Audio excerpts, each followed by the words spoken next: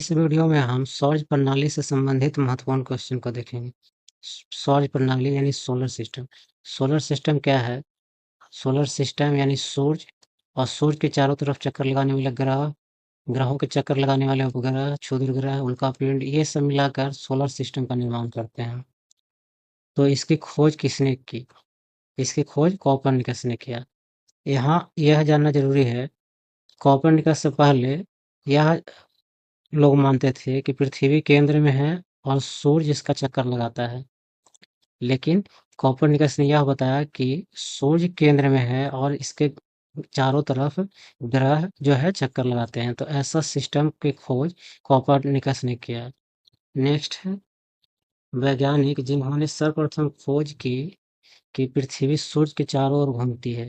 ये same question है, ये सूर्य के चारों ओर पृथ्वी घूमती है ऐसा बताने वाले कोपरनिकस थे।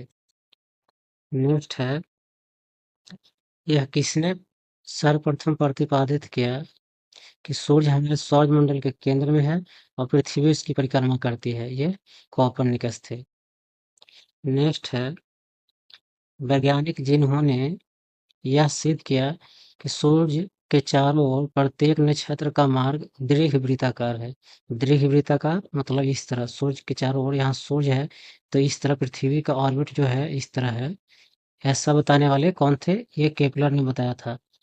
कोपरनिकस ने बस ये बताया कि पृथ्वी जो है सूर्य की परिक्रमा करती है, लेकिन इसका ऑर्बिट कैसा है ये जो सिद्ध करने वाले हैं कि दीर्घवृत्ताकार यानी पूरे वृत्त ना होकर दीर्घवृत्ताकार है, ऐसा सिद्ध करने वाले केपलर थे। नेक्स्ट है सौरमंडल का जन्मदाता किसे कहा जाता है? सौरमंडल का जन्मदाता सूर्य को कहा जाता है, क्योंकि सूर्य जो है इसी के प्रकाश से पृथ्वी पर जीवन संभव है और सूर्य जो है सौरमंडल के केंद्र में है और ग्रह इसके जो है चक्कर लगाते हैं। तो सौरमंडल का जन्मदाता सूर्य को कहा जाता है। नेक्स्ट है निम्नलिखित में कौन से कौन सौरमंडल का भाग नहीं है? निम्नलिखित में कौन सौरमंडल का भाग नहीं है? तो पहले यह जानना जरूरी है कि जो ऑप्शन में दिया गया है वो क्या क्या है। पहला है क्षुद्र ग्रह। क्षुद्र ग्रह मंगल और बृहस्पति ग्रह के बीच में एक पट्टी के रूप में छोटे छोटे पिंड हैं और ये भी सूर्य की परिक्रमा करती है। तो ये सौरमंडल का भाग है। धूमकेतु, धूल और बर्फ, गैस, ये सब से निर्मित छोटा छोटा पिंड है जो बृहस्पति के बाद है और ये भी सौरमंडल के चारों ओर मतलब सूर्य के चारों ओर चक्कर लगाती है। तो ये भी सौरमंडल का भाग है। और धूमकेतु को पुच्छल तारा भी कहा जाता है, क्योंकि जब सूर्य के पास से गुजरता है तो इसका जो बर्फ है वो इस तरह से वाष्प बन के पीछे की तरफ हो जाता है। तो ये इसका पूछ दिखता है, पूछ जैसा दिखता है, तो ये पुच्छल तारे कहलाते हैं या फिर इंग्लिश में कॉमेट कहा जाता है। फिर ग्रह, तो ये भी जो सौरमंडल के भाग हैं और ग्रह ग्रह भी सौरमंडल के भाग है। निहारिका जिसे नेबुला कहा जाता है, ये अंतर तारकीय यानी तारों के बीच में, जैसे सूर्य तारे हैं उसी तरह बड़ा और भी तारे हैं उसके बीच में गैसों के बादल हैं। ये जो तारा बनता है इससे तारा बनते हैं। तो ये जो है सौरमंडल से बाहर की चीज है निहारिका। तो ये सौरमंडल के भाग नहीं है। कौन? निहारिका। नेक्स्ट है ब्रह्मांड में विस्फोटित तारा कहलाता है। विस्फोटित तारा, तो धूमकेतु तो देखे अभी, ये जो है उछल तारे हैं, ये विस्फोट करने वाला नहीं है। उल्का पिंड होता है, ये छोटे छोटे पिंड हैं और ये पृथ्वी के वायुमंडल में कभी कभी आ जाते हैं, ये सूर्य की परिक्रमा करते करते तो जो जल जाते हैं वायुमंडल में जल जाते हैं तो उसको उल्कास्म कहते हैं। और जो पृथ्वी से टकरा जाते हैं वो उल्का पिंड कहलाता है। और इसी से जैसे महाराष्ट्र में लोनार झील बना हुआ है इसी के टकराने से बना है। तो ये भी नहीं है। लोकधक जो है एक तारा का नाम है, सिरियस तारा, जो सबसे चमकीला तारा यहाँ से दिखता है वो है। तो ये भी विस्फोटित तारा नहीं है। विस्फोटित तारा जो अभिनव तारा कहलाता है, ये विस्फोटित तारा है, सुपरनोवा। ये होता है कि कोई भी तारा बड़ा हो जाता है और उसके बाद धीरे धीरे इसका एक लाइफ खत्म हो जाता है, फिर अचानक से ये विस्फोट कर जाता है। तो इसे सुपरनोवा भी कहा जाता है या विस्फोटित तारा वही कहलाता है। नेक्स्ट है तारामंडल क्या है? तारामंडल पृथ्वी से समदूरस्थ तारों के आकाश में एक विशेष आकृति। समदूरस्थ यानी समान दूरी पे। ऐसा तो नहीं है कि पृथ्वी से जितना भी तारामंडल है वो सेम दूरी पे है। तारामंडल एक निश्चित पैटर्न का जो तारों का समूह है उसे कहते हैं तारामंडल। नेक्स्ट है ऑप्शन, ऐसे तारों के आकाश में एक विशेष आकृति है जो पृथ्वी से समदूरस्थ नहीं हो सकते। सब बराबर दूरी पे नहीं है, तो इसका ऑप्शन यही सही है। आंसर इसका है ये ग्रह। आकाश में ग्रह के जो आकृति है वैसा तो है नहीं तारामंडल में। फिर है ये तारों, ग्रह उपग्रह ये सब भी नहीं होगा। आंसर इसका बी होगा। नेक्स्ट है उर्सा मेजर या बिग बियर क्या है? एक प्रकार का ये नक्षत्र मंडल है, तारा नहीं है, ग्रह उपग्रह नहीं है, ये नक्षत्र मंडल है। यानी एक तरह से ये तारा मंडल है, ये एक तरह की विशेष आकृति है। उर्सा मेजर या बिग बियर बड़ा भालू जैसा, ये तारा का समूह जो है इस तरह से इसे बड़ा भालू जैसा दिखता है यहाँ से पृथ्वी से देखने पर। तो ये उर्सा मेजर एक तरह का नक्षत्र मंडल है। नेक्स्ट क्वेश्चन, निम्नलिखित में से किस तारामंडल को शिकारी भी कहा जाता है? शिकारी, इसमें ऑप्शन में ओरियन होगा। ओरियन, ये ग्रीक कहानी में ओरियन एक शिकारी था, इसी के नाम पे। ऐसा देखने में धनुष लिया हुआ जैसा तारों का समूह दिखता है, जो देखने में लगता है कि धनुष लिया हुआ कोई व्यक्ति है, जो ओरियन उसका नाम है। उस तारामंडल का नाम है ओरियन, जिसे शिकारी भी कहा जाता है। नेक्स्ट है, अंतरिक्ष में कुल कितने तारामंडल हैं? ये 88 है। ये अंतर्राष्ट्रीय खगोल के अनुसार, ये खगोल जो संगठन है उसके अनुसार 88 तारामंडल है। नेक्स्ट है निशाकाश। निशा मतलब रात होता है, तो रात्रि अवकाश, आकाश आकाश जो रात में आकाश में चमकने वाले पिंडों को किस नाम से जाना जाता है? तो यहाँ पे आंसर होगा खगोलीय पिंड, क्योंकि ऊपर जितना भी पिंड चमक रहा है वो खगोलीय पिंड है, चाहे वो जो भी हो, जो भी तारा हो, ग्रह हो, उपग्रह हो, जो भी हो, ये खगोलीय पिंड कहलाता है। तो रात्रि में जो चमकने वाले जो भी पिंड हैं उसको खगोलीय पिंड कहा जाता है। उल्का पिंड दूसरा है, तारामंडल बताया ऊपर, क्षुद्र ग्रह भी बताए।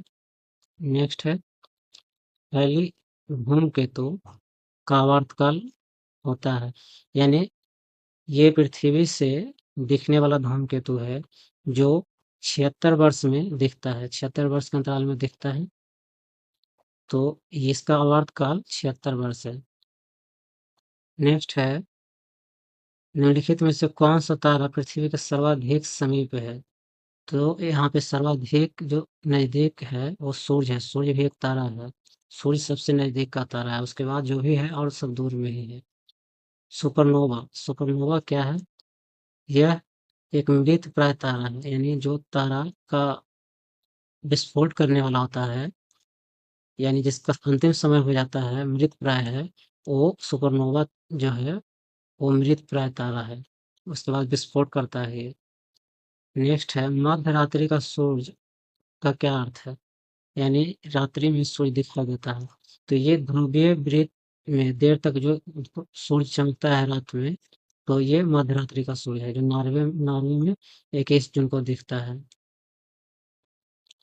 नेक्स्ट है सूर्य में काला धब्बा क्या है? सूर्य में काला धब्बा ऐसा क्षेत्र है जो प्रकाश उत्सर्जित करने में असमर्थ है, यानी कि सूर्य का जो प्रकाश मंडल होता है उसमें कुछ ऐसे जगह होते हैं जहाँ थोड़ा सा अपेक्षाकृत ठंडा होता है वो गुरुत्वाकर्षण के कारण, और वो जो है प्रकाश उत्सर्जित नहीं करते हैं। तो ये जो है काला धब्बा, सन स्पॉट, वे स्थान है जो प्रकाश उत्सर्जित करने में असमर्थ है। नेक्स्ट है सूर्य की सतह पर हाइड्रोजन के अलावा दूसरा कौन सा तत्व बहुतायत में पाया जाता है? तो हीलियम है, हीलियम और हाइड्रोजन, ये दो तत्व पाए जाते हैं। सूर्य ग्रहण के दौरान होता है, सूर्य ग्रहण के दौरान क्या होता है कि सूर्य है और ये पृथ्वी है और बीच में मून आ जाता है, तो इससे होता क्या है कि सूर्य का प्रकाश पृथ्वी पर नहीं पड़ता है, यानी कि पृथ्वी से सूर्य का कुछ भाग दिखाई नहीं देता पृथ्वी पर से, यानी चांद चंद्रमा जो बीच में आ जाता है इसके कारण दिखाई नहीं देता है। तो यानी कि सूर्य और पृथ्वी के बीच में चंद्रमा आ जाता है, तो ये सूर्य ग्रहण होता है। और चंद्र ग्रहण होता है कि सूर्य और मून के बीच में अर्थ आ जाता है, यानी अर्थ जो है इसका प्रकाश को रोक लेता है, जिसके कारण चंद्रमा पे सूर्य का प्रकाश नहीं जाता है। चंद्रमा का अपना प्रकाश नहीं है, ये सूर्य का प्रकाश यहाँ नहीं जाता है, और इससे होता है कि चंद्रमा का जो भाग दिखाई नहीं देता है, तो ये होता है चंद्र ग्रहण। नेक्स्ट है, पूर्ण सूर्य ग्रहण के समय सूर्य का कौन सा भाग दिखाई देता है? तो यहाँ पे जो सूर्य का दिखाई देने वाला भाग है उसे कोरोना कहते हैं।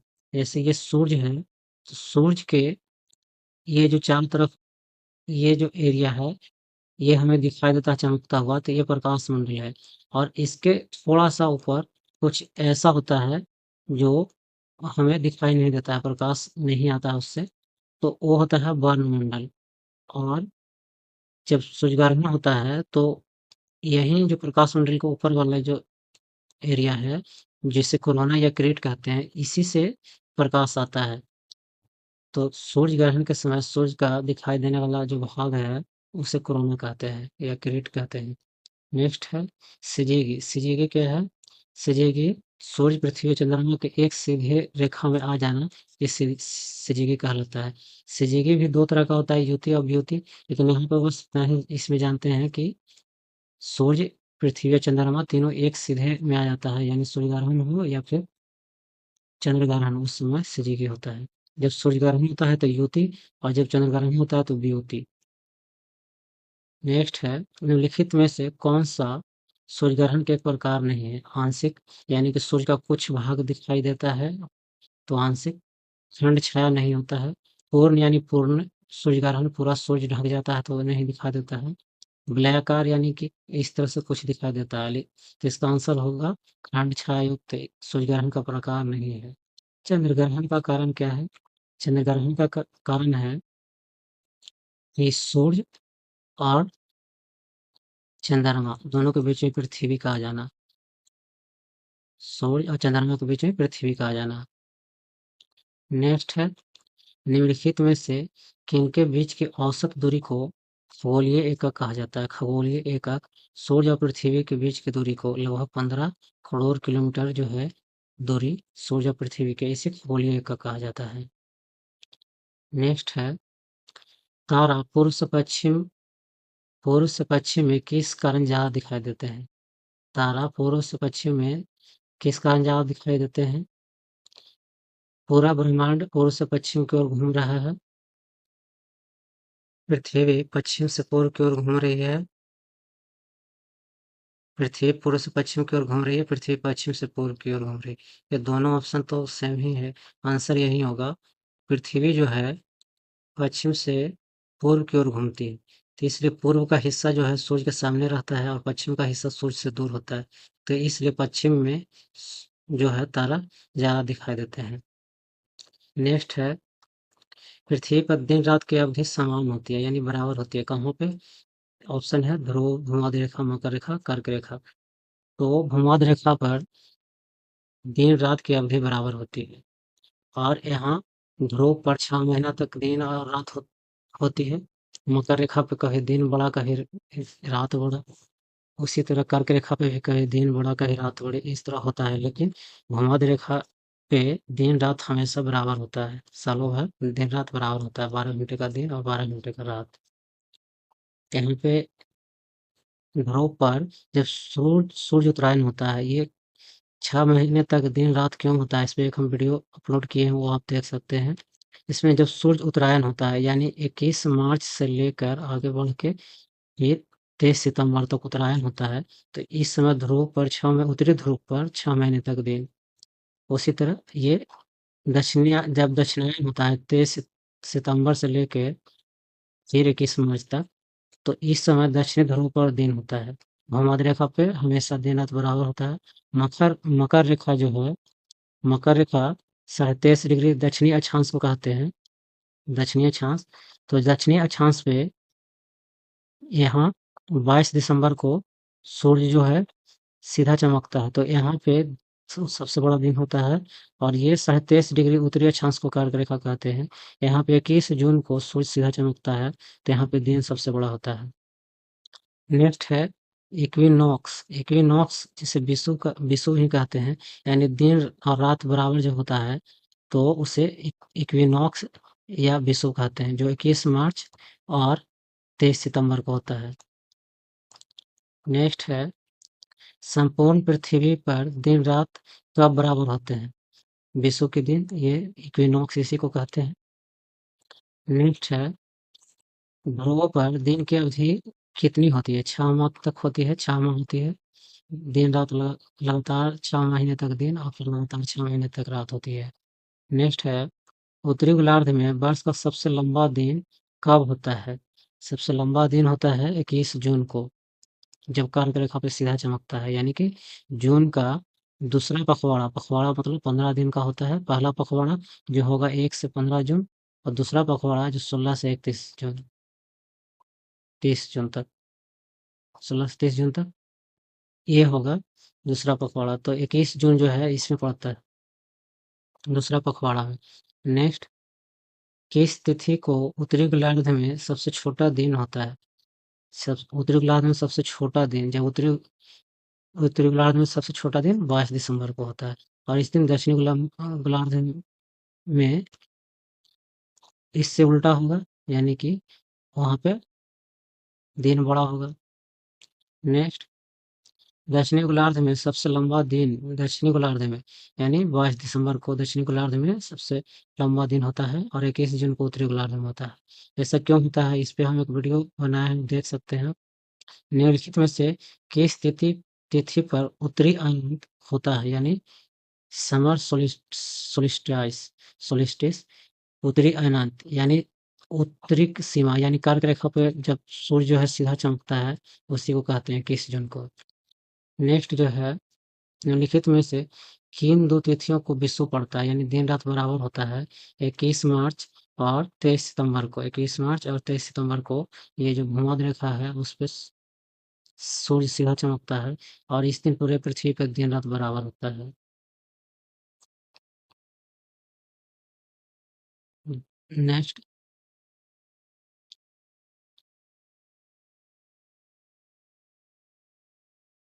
अयनांत और विषुव के संबंध में दिए गए जोड़ों में से कौन सा सही नहीं है? अयनांत 21 मार्च को विषुव होता है, भूमध्य रेखा पे सीधा चमकता है, तो भूमध्य रेखा पे सीधा सूर्य चमकता है। 21 जून को सूर्य जो है कर्क रेखा पे सीधा चमकता है। 22 दिसंबर को मकर रेखा पे चमकता है, और 23 सितंबर को फिर से ये भूमध्य रेखा पे सीधा चमकता है, तो ये आंसर होगा, ये सही नहीं है इसमें। सूर्य से पृथ्वी की दूरी कितनी है? लगभग 15 करोड़ किलोमीटर, तो ये होगा आंसर। नेक्स्ट है अपसौरिका की परिघटना के दौरान पृथ्वी और सूर्य के बीच की अनुमानित दूरी कितना क्या होता है? तो अपसौर और उपसौर, उपसौर होता है जो पृथ्वी जो है सूर्य के चक्कर लगाते हुए सूर्य के नजदीक, जब सूर्य के नजदीक आ जाती है तो उसे उपसौर कहते हैं। जैसे ओ प्रधानमंत्री, चाहे उपराष्ट्रपति, मतलब कि राष्ट्रपति के बाद, यानी कि नजदीक में, ये समझने के लिए बस यहाँ पे हम बता रहे हैं। तो उपसौर होता है तो सूर्य से पृथ्वी जो है नजदीक होता है, तो नजदीक होता है या होता है। और जब अपसर होता है तो सूर्य से पृथ्वी दूर होता है, पृथ्वी दूर, सूर्य से पृथ्वी दूर होती है उस समय, तो यानी कि 15 करोड़ किलोमीटर से ज्यादा, इसमें ऑप्शन ये है। ऐसे याद न रहे तो ये, जब अपसर होता है तो दूर में होता है, यानी कि ये होगा आंसर। नेक्स्ट है एक ग्रह कि अपने कक्षा में सूर्य से न्यूनतम दूरी को क्या कहते हैं? जब न्यूनतम दूरी पर होता है तो उसे उपसौर कहते हैं। जैसे पृथ्वी का उपसौर होता है, नजदीक में होता है 4 जुलाई को उपसौर, और अपसौर होता है 3 जनवरी को। यहाँ पे नहीं याद रहे तो ये इस तरह समझ सकते हैं कि 4 जुलाई को उत्तरी जो गोलार्ध है वहां पे गर्मी का मौसम होता है, और गर्मी में सूर्य जो है थोड़ा दूर चला जाता है, और जनवरी में उत्तरी गोलार्ध में ठंडा का मौसम होता है। इस समय सूर्य जो है पृथ्वी ये थोड़ा नज़दीक आ जाता है। तो ये याद रखने के लिए है। नेक्स्ट है, एक ग्रह की अपने कक्ष में सूर्य से अधिकतम दूरी। तो जब अधिकतम दूरी पे होता है तो ऑफशोर होता है, सॉरी ऑफशोर होता है, अधिकतम में ऑफशोर और नज़दीक होता है तो ऑफशोर। सूर्य की परिक्रमा के दौरान पृथ्वी सूर्य से अधिकतम दूरी पर किस महीने में होती है? अधिकतम दूरी जुलाई में और न्यूनतम जो होता है वो जनवरी में। जनवरी में ये 3 जनवरी को, अधिकतम दूरी पर 4 जुलाई को। उत्तरी गोलार्ध के संदर्भ में निम्नलिखित कथनों में से कौन सा सही है? उत्तरी गोलार्ध के संदर्भ में वसंत ऋतु 21 मार्च को होता है, यानी कि 21 मार्च को वसंत पंचमी आसपास में रहता है उत्तरी गोलार्ध में, तो ये 21 मार्च को ये सही है। उत्तरी अयनांत 22 दिसंबर को होता है, नहीं 22 दिसंबर को ये दक्षिणी गोलार्ध का जो मकर रेखा है उस पे सीधा चमकता है सूर्य, तो ये दक्षिणी अयनांत होता है, तो ये सही नहीं है। शरद विषु यानी शरद ऋतु 23 सितंबर को, हाँ तो सितंबर के आसपास शरद ऋतु शुरू हो जाता है ये उत्तरी गोलार्ध में। तो 23 सितंबर को ये शरद विषु है। विषु मतलब सूर्य जो है सीधा विषुवत रेखा पे चमकता है। अयनांत जो कर्क रेखा या मकर रेखा पे। तो उत्तरी अयनांत जो होता है 21 जून को और दक्षिणी अयनांत 22 दिसंबर को। तो ये दोनों गलत है, यानी 1 और 4 सही है। 4 नहीं, 1 और 3, 1 और 3 सही है, ये आंसर होगा। 4 गलत है, ये दोनों उल्टा उल्टा है, उत्तरी अयनांत दक्षिणी अयनांत।